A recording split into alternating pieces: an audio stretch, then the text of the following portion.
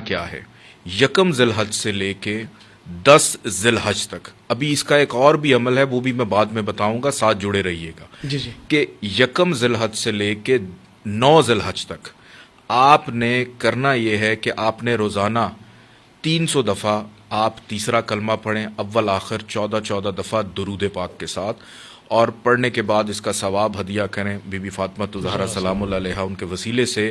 اپنا جو مقصد ہے اس کو ذہن میں رکھ کے آپ نے اس کلمے کو پڑھنا ہے.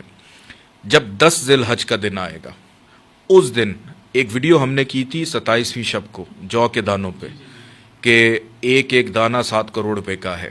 تو آپ یقین جانیے 10 ذی الحج کا ایک ایسا عمل ہے جو 7 کروڑ نہیں، سمجھ لیں کہ 9 کروڑ روپے کا ایک ایک دانہ ہوگا، اور وہ ہے چاول کا دانہ. ظہر سے لے کے عصر کے درمیان آپ نے وہ جو دانے ہیں 30 دانے لینے، چاول کے 30 دانے لے کر، اور ہر ایک دانے کے اوپر آپ نے 3 دفعہ تیسرا کلمہ پڑھنا ہے. اول آخر 14 دفعہ درود پاک کے ساتھ، پھر دوسرے دانے کے اوپر 3 دفعہ تیسرا کلمہ پڑھیں گے، اول آخر 14 دفعہ درود پاک کے ساتھ. اسی طرح ان 30 دانوں کو آپ ایک پلاسٹک کی تھیلی میں اپنے پاس رکھیں. اگر کام نہیں چلتا، اسی طرح جس طرح جو کے دانوں والا، جو کے دانوں کی طرح، اگر آپ کا کام نہیں چلتا آپ اپنے اس کو پرس میں، اپنے والٹ میں رکھیں. اگر آپ کی شادی نہیں ہو رہی ہے، کوئی بندش چل رہی ہے، آپ اس کے لیے بھی اس کو کر سکتے ہیں.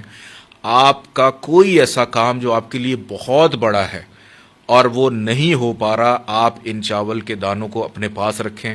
یا آپ کے گھر کے اندر جس بچی کا کوئی مسئلہ ہے، آپ کے شوہر کی نوکری کا مسئلہ ہے، کوئی ایون قید و بند میں بھی ہے، آپ یہ دانے پڑھ کے اس کو بھی دے سکتے ہیں. تو اس کے بعد آپ اس موجاتی عمل کا جو رد عمل ہے وہ آپ دیکھیے گا کہ کیا ہوتا ہے.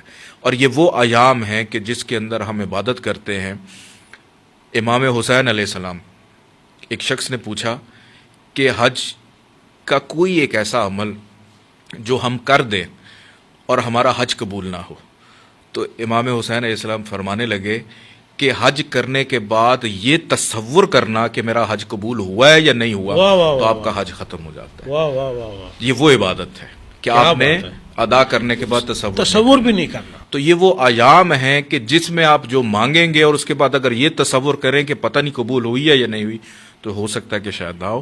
تو اس نیت سے کریں کہ جو بھی مانگ رہے ہوں گے وہ قبول ہی قبول ہوگا انشاءاللہ. ناظرین، اس سے بڑے قبولیت کے دن پورا سال میرے شمار میں تو نہیں آنے والے، اور ہم خوش قسمت ہیں کہ اللہ پاک نے اگر ہمیں مہلت دی، ہم ان ایام میں اللہ پاک کی خیر و برکت کے ساتھ اگر زندہ و موجود اور صحت کے ساتھ ہوئے تو ہمیں یہ موقع